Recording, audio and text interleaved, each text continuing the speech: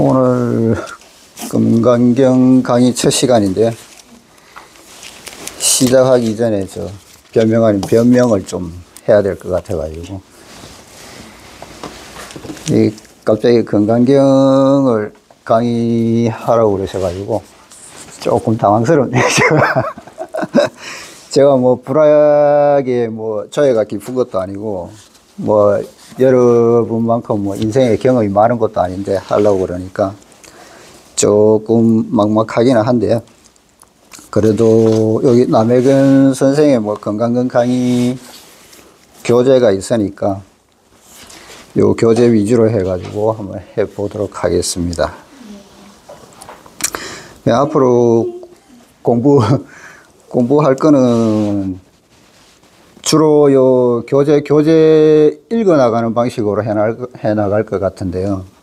요거를 가이드로 해가지고 건강경이 어떤 내용이 있고 한 건지에 대해서 조금 건강경에 가까워지는 시간, 그런 시간이 되어보도록 하겠습니다. 뭐 여행도 마찬가지죠. 국내 여행도 마찬가지지만 해외여행 가려고 그러면은 처음 나가는 뭐 낯설고 물선 땅에 가가지고 여행하려고 그러면은 속된 말로 맨땅에 헤딩해야 되는데, 그래서 뭐 외국 나가면은 가이드도 있고 뭐 가이드북도 가지고 가가지고 하고 하는데, 처음에는 우선 갈 때는 아무것도 모르기 때문에 뭐 어떤 뭐 자연경관이 있고 어떤 뭐 관광지가 있고 하는 것도 모르기 때문에 일단 가이드를 따라가 가지고 어떤 게 있다는 것을 대충 알고 나서 나중에 뭐 혼자 가든지 단체로 가든지, 그래서 뭐 여기에는 뭐 어떤 맛집이 있고 어떤 관광지가 있고 어떤 뭐 재미난 곳이 있다는 것을 알아나가는 것. 그래가지고 나중에는 점점 자주 가게 되면 그 지역에 대해서 폭넓게 이해가 되는 거죠.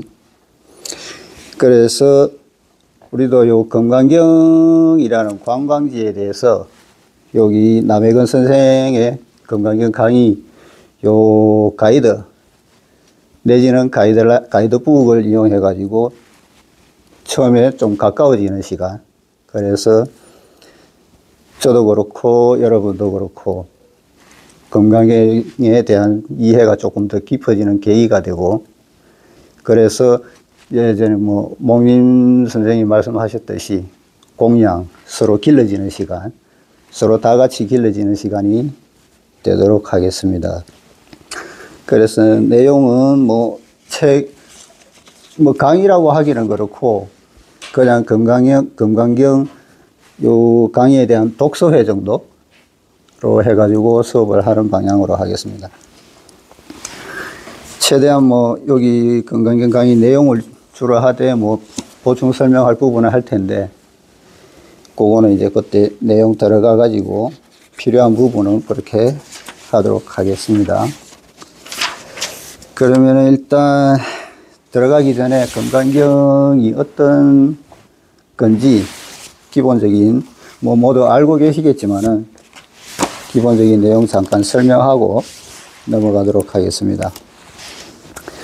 금강경이라고 하면은 금강 반야 바라밀다 경을 줄임말이 금강경인데요. 요거는 예전에 구마라집, 이 책에서는 구마라집이라고 하는데 한국에서는 보통 구마라섭이라고 이야기합니다. 그런데 뭐 이 책에서 구마라집이라고 하니까 구마라집으로 계속 이야기하도록 하겠습니다. 인도의 구마라집 중이죠, 스님이죠. 이분이 중국의 후진 때, 뭐 서기로 따지면 보통 한 402년 정도 되는데, 여기서 최초로 402년에 금강경을 번역을 했습니다. 그 번역을 이 구마라집이 번역하고 나서 그 이후에 또 뭐 당나라 때, 수나라 때 이런 식으로 해가지고 최종 뭐 다른 번역본도 나오고 했는데요. 이 책에서는 구마라집의 번역본을 기초로 해가지고 금강경을 설명을 하고 있거든요. 그 금강경이 뭐냐 그러면은 요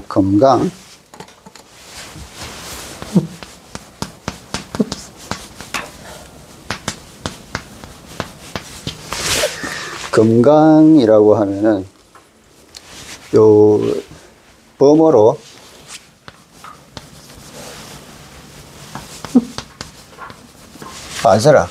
빠져라라고 하는데 이 뜻이 가장 견고한 거, 가장 견고한 금속이라는 뜻이라고 합니다. 그래서 보통 우리가 금강이라고 그러면은 우리가 제일 먼저 떠오르는 게 금강석이죠. 강한 거, 금강석. 이 금강에는 요 금강석이라는 견고하다, 강하다, 견고하다는 그런 뜻이 있는 반면에 또 비유적으로 뭐 무기로 쓰이는 경우가 있어요. 그러면은 금강저라고 하는데 이거는 제석천이 가지고 있는 무기거든요. 그 무기를 비유하는 뜻으로 쓰이면은 보통 끊어내다 내지는 뭐 절단하다 이런 뜻으로 쓰인다고 합니다. 그래서 금강은 뭐 무기를 나타낼 때는 절단하다, 끊어내다, 또 금강석으로 이해하게 되면은 견고하다, 가장 견고한 것, 부서지지 않는 것, 어떠한 금속으로도 깨지지 않는 그런 견고한 것을 이야기하는 거거든요. 그리고 금강은 그런 견고하다는 뜻이 있고요. 그 다음에 반야, 금강 반야죠.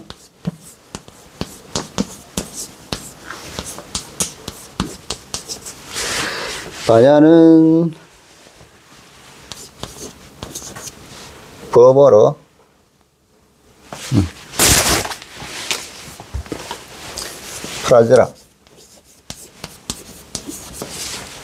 프라저라라고 하는데 이게 해석해 보면은 보통 대지혜, 그 궁극의 지혜라는 뜻이거든요. 우리가 세속적으로 이해하기에는 보통 이 사람 똑똑하다, 이런 총명하다, 지혜롭다 이런 것과는 별개로 세상의 궁극적인 온갖 분별과 망상에서 벗어나 가지고 존재의 참모습을 알므로써 성불에 이르는 마음작용이라고 합니다. 사전적 의미로 봤을 때 만물의 참다운 실상을 깨닫고 불법을 깨뚫는 것, 그런 대지혜를 이야기하는데, 그래서 금강지혜 바람일경 이렇게 하는 게 아니고 반야 그대로, 요거는 음력이거든요. 범어의 음력이기 때문에 그대로 반야라고 해가지고 따로 번역을 하지 않은 거예요. 우리가 이야기하는 지혜하고 다르기 때문에, 헷갈릴 수 있기 때문에. 그래서 프라제라를 반야 그대로 쓰고 있습니다. 여기 반야를 중국어로 읽으면은 뽀르거든요. 뽀르. 뽀르. 발음이 비슷하기 때문에 이렇게 음력해서 쓰고 있습니다. 그리고 바람일.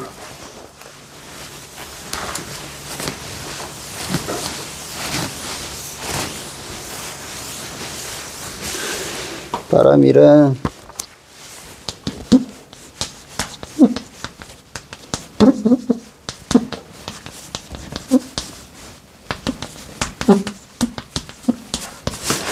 바람일 내지는 바람일다라고 하는데, 요거는 범어의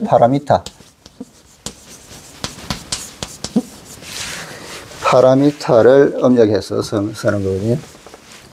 파라미타의 음력인데, 요거는 뭐 해석해 보면은 피안에 도달한다, 그 언덕에 도달한다, 또는 내지는 깨달음을 얻기 위해서 닦아야 하는 불교에서의 수행법, 뭐 6바람일, 10바람이라고 그러죠. 그런 수행법을 이야기하기도 합니다. 그래서 전체적으로 금강, 반야, 바람일다라고 하면은 바람일의 수행을 통해서 반야의 지혜를 얻어 금강같이 견고한 번뇌망상을 걷어내고 피안에 이르게 하는 경이다. 그런 뜻으로 보면 되겠습니다. 이 책에서는 뭐 일체의 법을 끊을 수 있고 일체의 번뇌를 타파할 수 있으면 반야의 대지혜를 성취할 수 있고 고해에서 벗어나 피안에 도달할 수 있다. 그렇게 이야기를 하고 있는데요.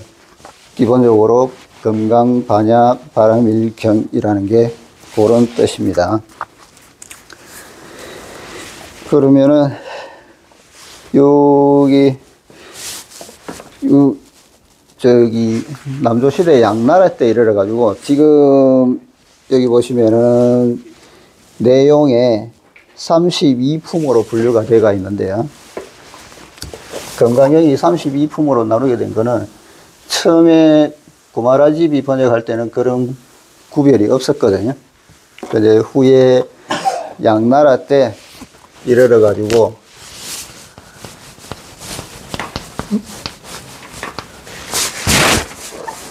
소명태자라는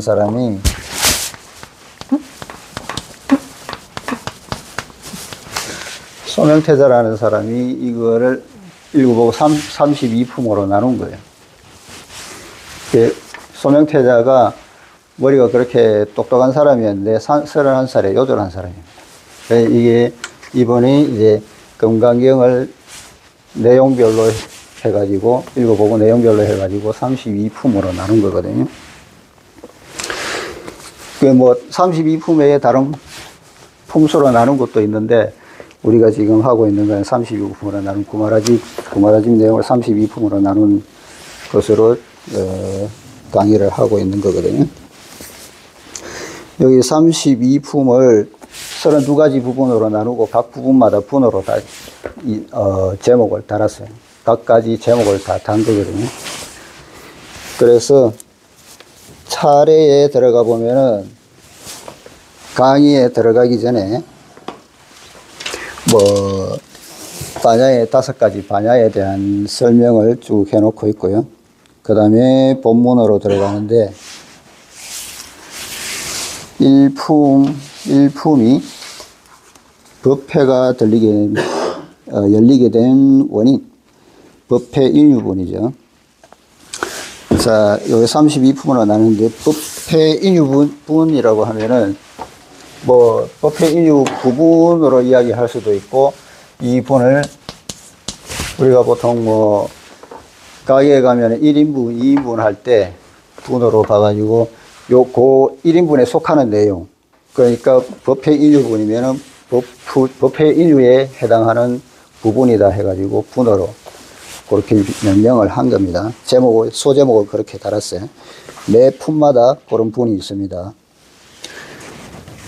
그래서 제1품이 법회 인유분, 법회가 열리게 된 원인, 이유를 설명한 부분이고요. 뭐 오늘 우리가 이걸 건강경 강의하는 거 이것도 어떻게 보면은 건강경 강의 인유분이 되겠죠. 그 밑에 자세한 내용은 본문 들어가 가지고 공부할 때 같이 보도록 하고요. 지금 32품 체계가 어떻게 되어 있는지 대략적으로 보고 있는 거거든요. 이 품은 수보리가 일어나 법을 청한다. 선현개청문입니다. 선현개청문인데 선현이 맹수보리예요. 수보리입니다.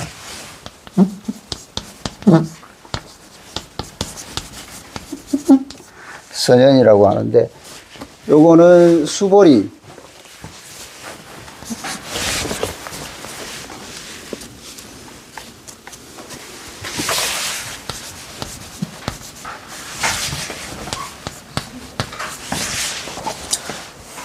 범어로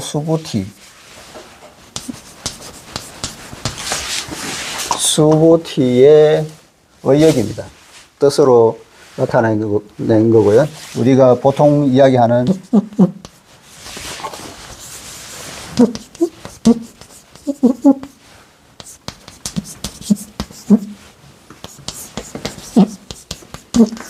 수보리는 이거를 바로 음력한 거죠. 그러니까 수보리하고 선현하고는 뭐 같은 사람을 의미하는 거고요. 선현은 뭐 잘 나타낸다, 드러낸다 라는 뜻인데 이 수보리가 부처님 제자 중에서 공사상을 이해하는데 제일이라고 해공제일이라고 이야기하거든요.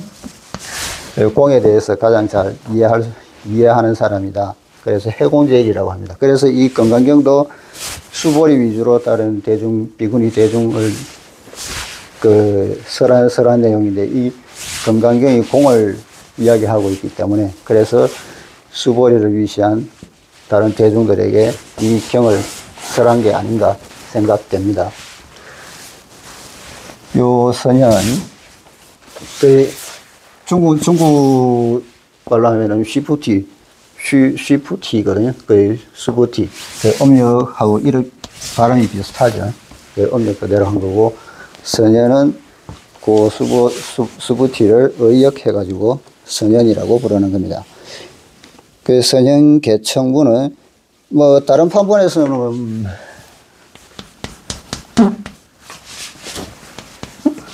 기청분으로 되어 있는 것도 보이는 것 같던데요. 여기서는 선현 개청분으로 나와 있는데, 선현 개청분이면은 선현이 일어나서 법회를 열기를 청하다는 뜻이 되는 거고, 여기서 개청이라고 그러면은 개자가 10개자죠. 그 법회를 열기를 청하는 그래서 선현 개청분이 되는 거고요. 그 다음에 제3품은 대성의 바른 종지. 종지는 가장 큰 뜻이라는 뜻이죠. 종지. 대성의 종지.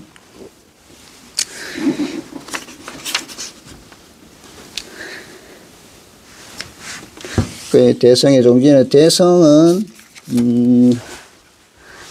마하야나 큰 탈 것이라는 뜻인데, 이거는 뭐 우리가 뭐 탑승할 때도 글자 뭐 차에 탑승한다, 큰 탈 것, 이래서 실어서 운반한다는 뜻도 있고요.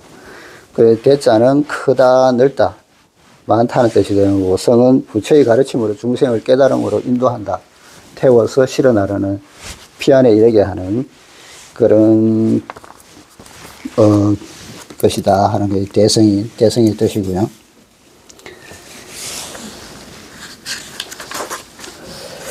그 다음에가 제4품, 불법의 수행은 머무름이 없는 것이다.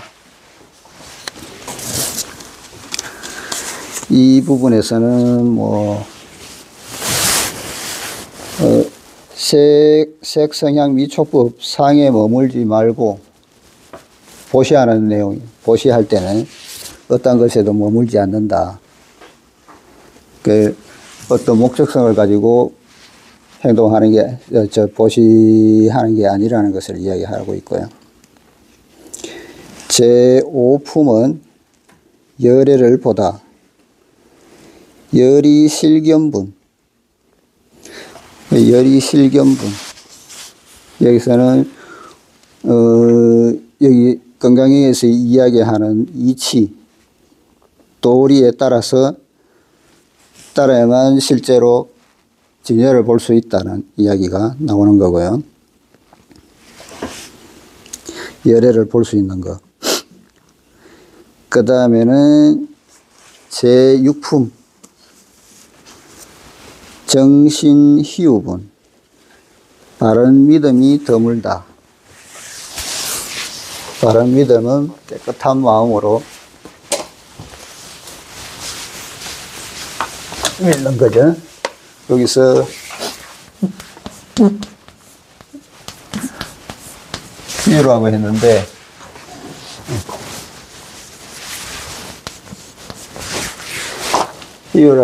여기 희자는 뭐 드물 희자하고 같은 겁니다. 드물게 있다.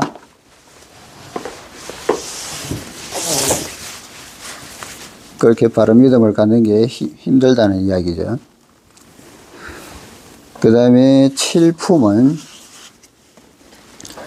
얻은 것도 없고 말한 것도 없다. 무설분입니다. 무설분. 그 다음에 제8품은 일체의 부처가 이 법으로부터 나온다. 의법 출생분. 예. 의법 출생분이고요. 제9품은 어떤 깨달음도 깨달음의 상이 없다. 일상무상분입니다. 하나의 상도 상인 것이 없다. 그 상에 머물지 말라는 앞에 내용하고 같은 거죠. 상에 집착해서는 안 된다는 내용이고요. 그 다음에 제10품 장엄한 정토.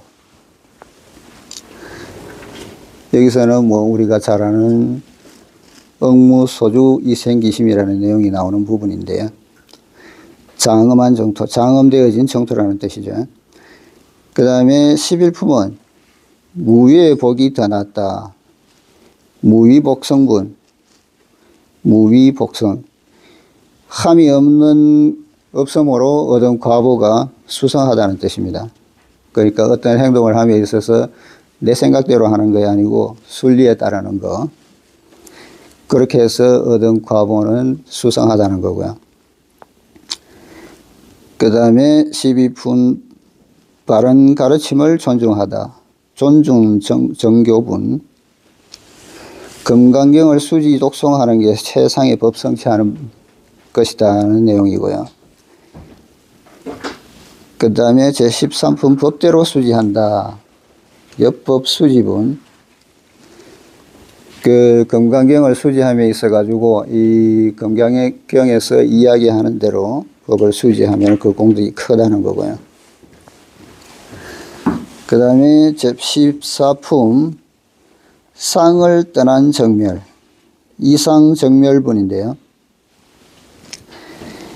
이 상이라는 것에 집착하게 되면은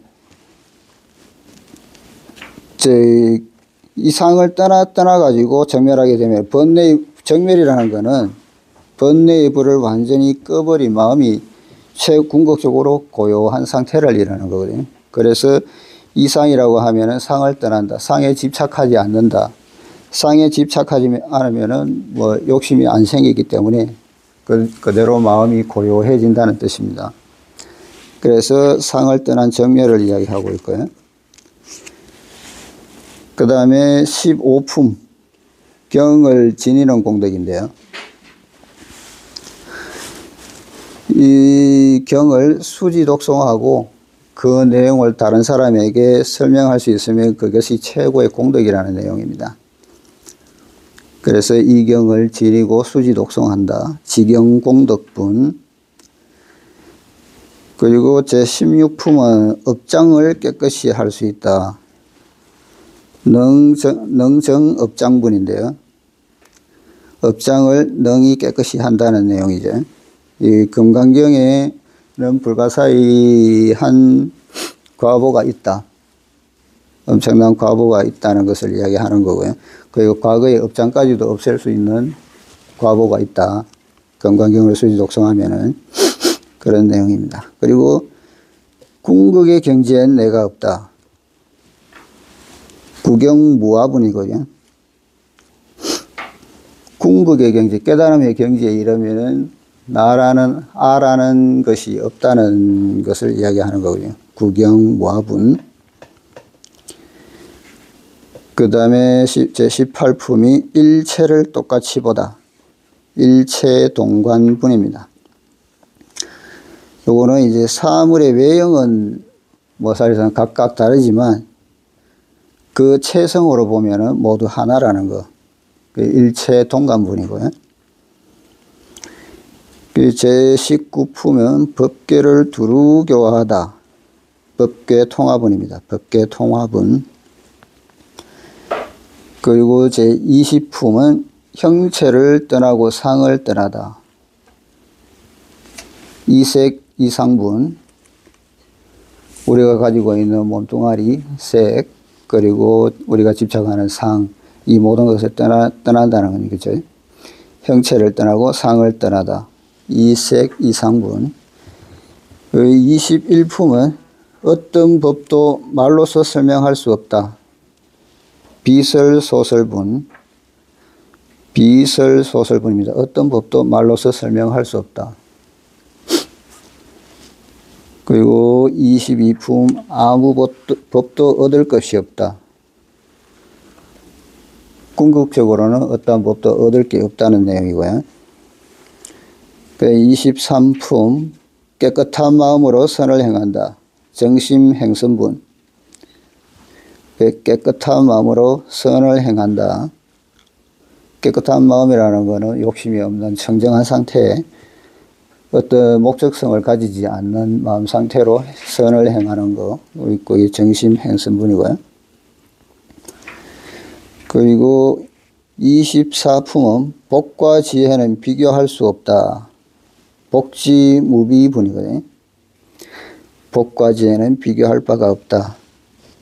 여기에도 이 건강경을 수지독송하는 복덕을 이야기하고 있습니다. 이 건강경을 수지복덕하는 것은 어떠한 다른 복과 지혜로도 대체할 수 없는, 비교할 수 없는 복덕이 있다는 것이고요.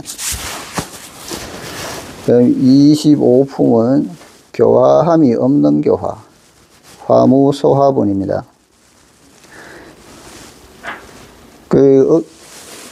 이 화무소화분 자체도 성불을 하는 것은 모두 각자의 노력에 달려있는 것이지, 어떤 누군가가 교화해가지고 되는 것이 아니라 자기의 수행으로 의해서 얻어낼 수 있다는 거고요. 26품은 법신은 상이 아니다. 법신 비상분. 이것도 마찬가지로 상을 떠나는 내용이고요. 27품이 끊음도 없고 멸함도 없다. 무단무멸분. 무단무멸분. 끊을 딴자.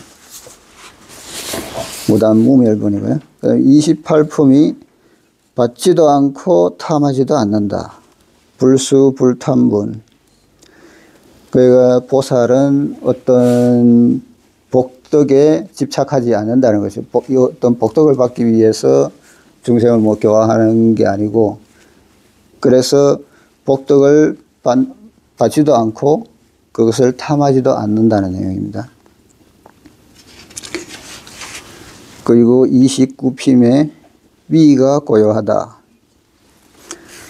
위라고 하면은 우리가 행하는 것, 그리고 머무는 것, 행, 주, 그리고 우리가 앉고 눕고 하는 이런 것이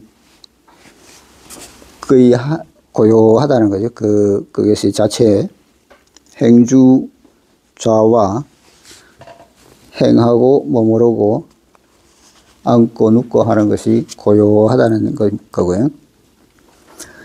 그 다음에 제30품이 이치와 현상의 일합상. 이치와 상이 하나로 합해진다. 이치와 현상의 일합상. 그 다음에 제31품 지견이 생기지 않는다. 지견 불생분이고요. 그 32품이 모든 교화는 참된 것이 아니다. 끝으로 건강경에서 교화하고 있는 이 모든 응화 비진분, 모든 교화는 참된 것이 아니다. 교화하는 부분이 없기 때문에 교화한다는, 모든 교화는 참된 것이 아니다는 내용이고요. 이렇게 32품으로 갈라놨는데, 이 32품은 사람에 따라서 다르게 해석될 수도 있기 때문에, 여러분이 건강경을 공부하고 난 뒤에 어떤 깨달음이 있으면은 내 자신한테 맞게 또 다르게 분류할 수도 있는 거고요. 아니면 하나로 통합할 수도 있는 거고, 그거는 정해진 게 따로 없기 때문에 그거는 각자 개인의 수행 능력에 달려있는 부분이죠. 그것 또한 여기서 뒤에 이야기하겠지만 그 경계에 내 경계에 맞게 수행되는 부분이고요. 이렇게 해서 일단 대충 건강경의 기본적인 뜻하고 어떤 체계적인 분류 부분에 대해서 잠깐 언급했는데요. 실제 내용은 본문으로 들어가서 그게 어떤 내용인지 앞으로 살펴보도록 하고요. 잠깐이지만 들어가기 전에, 강의에 들어가기 전에 잠깐 설명해 놓은 부분은 오늘은 첫 시간이고 해가지고 일단 차례 부분까지만 공부하는 걸로 하고요. 다음 시간에 정식으로 본문 내용을 따라가 보도록 하겠습니다. 그래서 오늘은 시작 부분이기 때문에 제가 뭐 좀 처음이고 해가지고 뭐 허술한 부분도 많고 하기 때문에 다음 시간부터 새롭게 공부하도록 하겠습니다. 그럼 오늘은 여기까지 할게요.